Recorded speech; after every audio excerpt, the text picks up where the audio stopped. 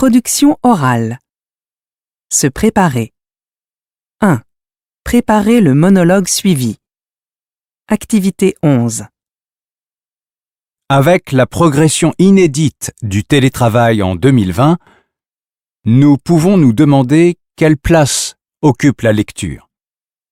C'est la question que soulève l'article publié le 30 mars 2021 par 20 minutes. À partir des données sur les Français et la lecture, diffusées par le Centre national du livre. En effet, cette étude montre que la pratique du télétravail a altéré le rapport à la lecture, du fait de la perméabilité entre les lectures effectuées pour le travail et celles choisies pour les loisirs. Toutefois, malgré une légère baisse du temps consacré à la lecture, les Français ont été plus nombreux à s'y mettre, avec une préférence marquée pour les essais, les livres d'enquête et d'actualité. Enfin, les romans sont toujours plébiscités par les Français, en particulier les classiques et les grands auteurs, ou les prix littéraires. Activité 12. Introduction 1. L'article à partir duquel j'ai préparé mon exposé s'intitule « Producteurs et supermarchés, la guerre est déclarée ». Le problème soulevé dans cet article est celui de la relation de dépendance qu'exercent les producteurs de fruits et légumes envers les grandes enseignes. Dans un premier temps, je dresserai un état des lieux de la situation. Dans une deuxième partie, je présenterai quelques solutions pour résoudre le problème afin de répondre à la question « Comment construire une relation plus juste entre les géants de la grande distribution et les petits producteurs ?»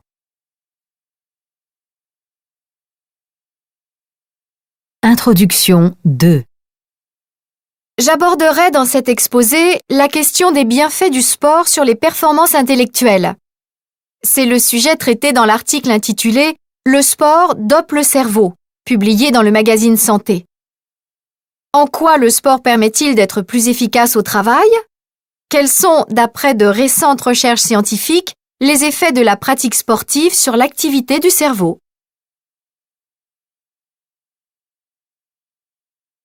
Introduction 3. D'après M. Michel Dufeu, auteur de l'article intitulé « Tous accros au micro », publié dans le journal Le Monde, la plupart des 15-40 ans entretiennent une relation addictive avec les ordinateurs. Cela a parfois des conséquences sur leur vie personnelle, beaucoup d'entre eux sacrifiant leur vie de famille au profit des jeux sur ordinateur ou de la navigation sur Internet. Dans une première partie, j'aborderai la question de la dépendance aux ordinateurs. J'analyserai ensuite l'effet des nouvelles technologies sur les modes de vie actuels. Quels sont les bénéfices et les risques de l'utilisation quotidienne de l'ordinateur?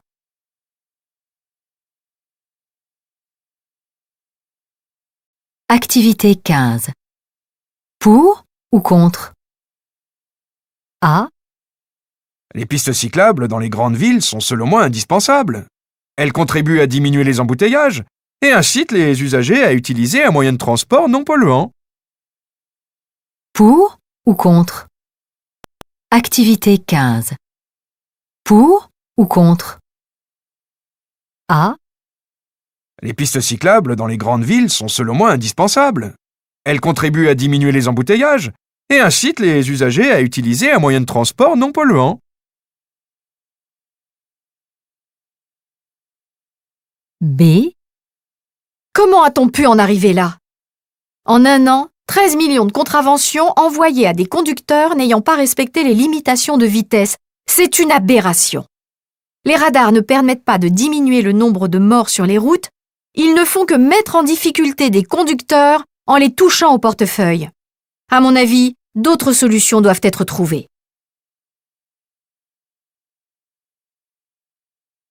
C.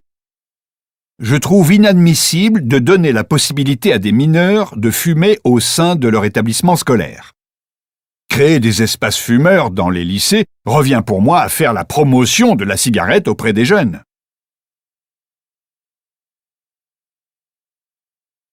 D. Je suis convaincue que la présence d'un policier dans tous les collèges et lycées permettrait de diminuer considérablement le nombre d'actes de violence au sein des établissements scolaires.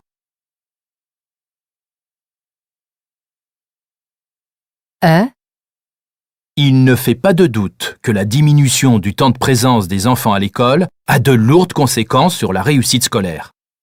Je suis certain que la semaine de 4 jours ne fait que renforcer les écarts entre les bons élèves, qui réussiront de toute façon, et les moins bons élèves, qui ont besoin du contact avec leur enseignant.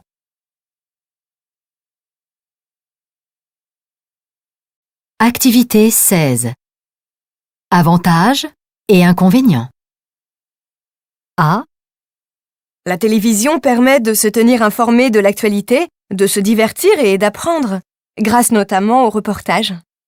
Et tout ça gratuitement, ou presque. Elle contribue cependant à faire diminuer l'intérêt des jeunes pour la lecture, ceux-ci passant plus de temps devant l'écran de télévision qu'un livre à la main.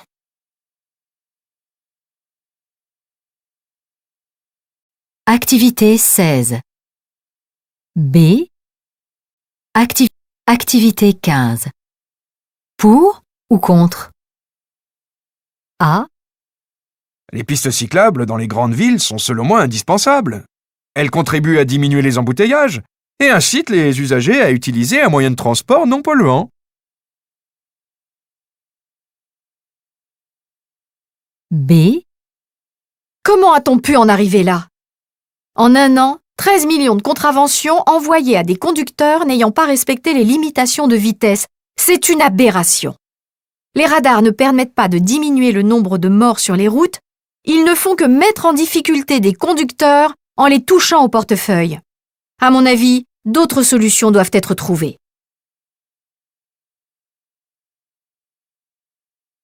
C.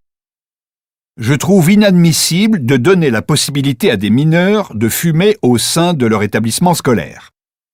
Créer des espaces fumeurs dans les lycées revient pour moi à faire la promotion de la cigarette auprès des jeunes.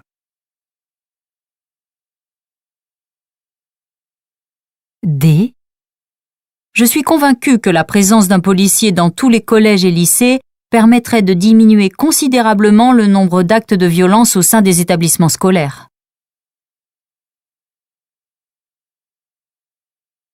E. Il ne fait pas de doute que la diminution du temps de présence des enfants à l'école a de lourdes conséquences sur la réussite scolaire. Je suis certain que la semaine de 4 jours ne fait que renforcer les écarts entre les bons élèves, qui réussiront de toute façon, et les moins bons élèves, qui ont besoin du contact avec leur enseignant.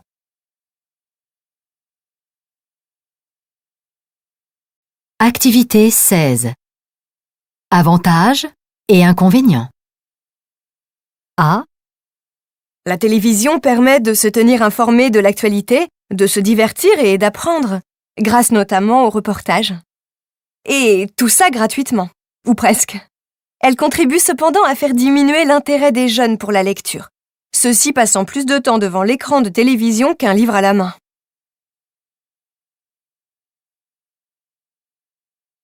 Activité 16. B. Les réseaux sociaux mettent en relation les individus, c'est indéniable. Ils permettent, selon les cas, de conserver une amitié, de trouver un travail, ou bien encore de rencontrer l'âme sœur. En ce sens, ils favorisent la création de liens. Ceci étant, il faut reconnaître que les réseaux sociaux véhiculent également une illusion, celle qui consiste à penser que les gens sont ainsi plus proches. Au contraire, le contact virtuel remplace souvent le contact humain.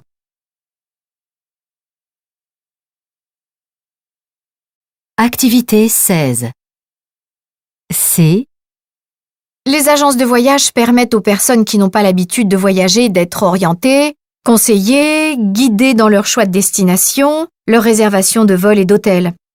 Mais, de toute évidence, elles sont aussi un piège, car elles facturent au prix fort des services que les clients peuvent trouver 2 ou 3 fois moins chers sur Internet. Par ailleurs, les agences proposent souvent des hébergements dans leurs hôtels partenaires, qui ne sont pas nécessairement les meilleurs ou les mieux situés. Enfin, certaines agences, sous prétexte de conseiller des voyageurs inexpérimentés, vendent des services dont le client n'a pas nécessairement besoin, comme les services de guide par exemple.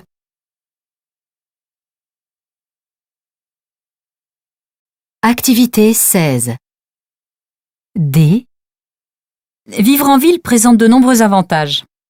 L'accès à la culture y est plus aisé, grâce par exemple aux musées, aux spectacles ou bien encore aux bibliothèques, plus nombreux qu'à la campagne. Par ailleurs, tout est à proximité, les magasins, les médecins, les services publics, comme la poste par exemple. Ainsi, la voiture n'est pas indispensable. En revanche, il faut reconnaître que la vie y est plus stressante et plus coûteuse. Je pense par exemple aux loyers, qui sont parfois 2 fois plus élevés en ville qu'en dehors.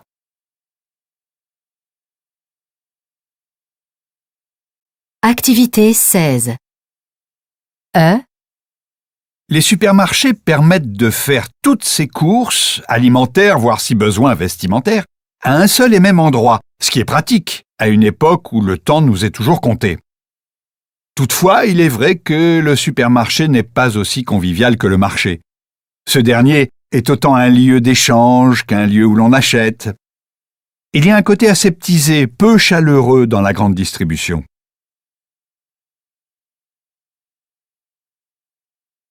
Activité 18.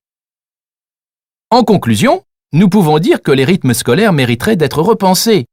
La réussite des enfants ne dépend pas seulement du temps qu'ils passent dans la salle de classe. La comparaison des systèmes scolaires européens le prouve. Un équilibre entre activités scolaires et activités sportives et culturelles doit être trouvé. On peut cependant s'interroger sur la volonté des Français de remettre en question leur vision du système.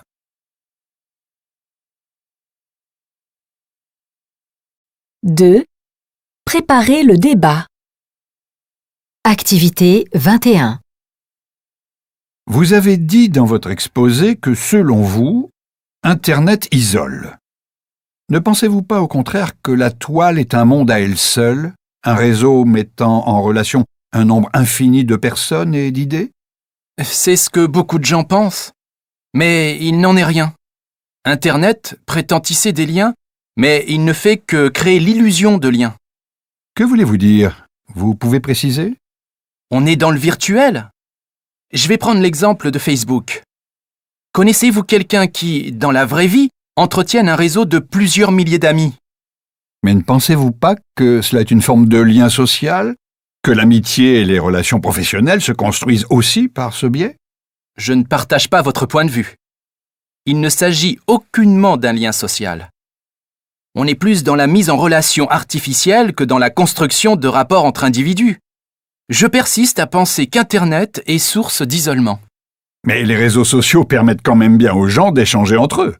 Pas du tout, bien au contraire. L'utilisation que font les internautes des réseaux sociaux est avant tout dans un but d'affichage. Je montre ce que je fais, et de voyeurisme. Je regarde ou surveille ce que les autres font.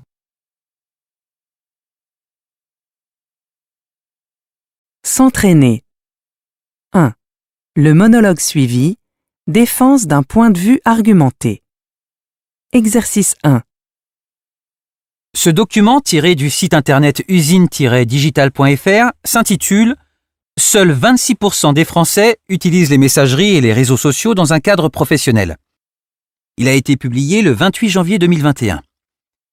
Nous pouvons constater, à la lecture de cet article, que les Français ne sont pas intéressés par l'utilisation des messageries et des réseaux sociaux dans un cadre professionnel.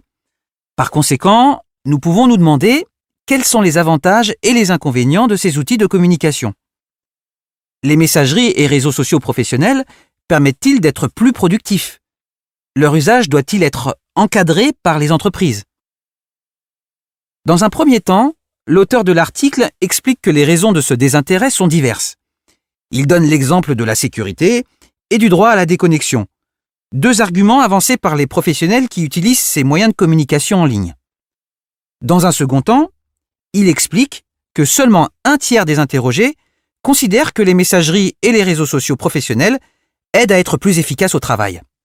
Malgré, je cite, cette réticence, les Français admettent l'intérêt que peuvent présenter ces outils pour les entreprises dans le cadre de la promotion de services et de produits ou dans la recherche d'un emploi. L'utilisation des messageries et réseaux sociaux dans un cadre professionnel est néanmoins encore loin de se démocratiser. En ce qui me concerne, Je pense que l'utilisation des réseaux sociaux à des fins professionnelles peut renforcer la visibilité d'une entreprise, car la communication est plus efficace sur ces médias. En effet, ces espaces ont l'avantage de pouvoir diffuser des informations instantanément et auprès de publics variés. Par exemple, le réseau social LinkedIn permet à ses abonnés de suivre l'impact des communications effectuées par le biais de données statistiques. Par ailleurs, le recours aux messageries permet de centraliser certaines fonctionnalités inhérentes aux tâches administratives, évitant ainsi de perdre du temps et de démultiplier les outils. Des applications comme Microsoft Teams offrent la possibilité de suivre des projets et de les organiser autour de différents volets, à la fois comme une plateforme de partage et un outil de communication.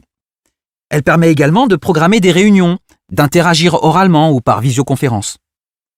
D'un autre côté, je trouve que ces outils de communication devraient être davantage encadrés par les entreprises, car les employés ne sont pas toujours bien formés à leur utilisation, laissant place à des risques sécuritaires. En effet, la question de la sécurité des données peut être posée dans la mesure où les informations sont enregistrées en ligne. Tout employé peut ainsi faire l'objet de cyberattaques pouvant mettre en péril les activités d'une entreprise.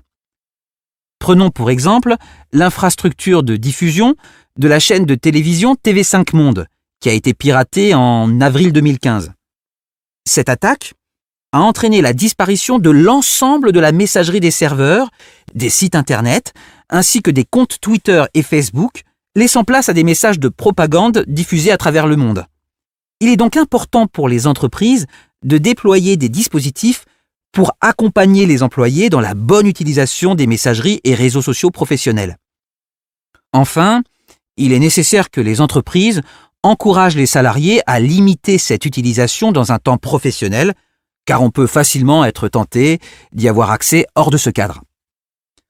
Pour conclure, je peux dire que je suis assez convaincu des avantages que présentent les messageries et réseaux sociaux professionnels pour le développement d'une entreprise, notamment pour attirer de nouveaux publics et informer ses partenaires.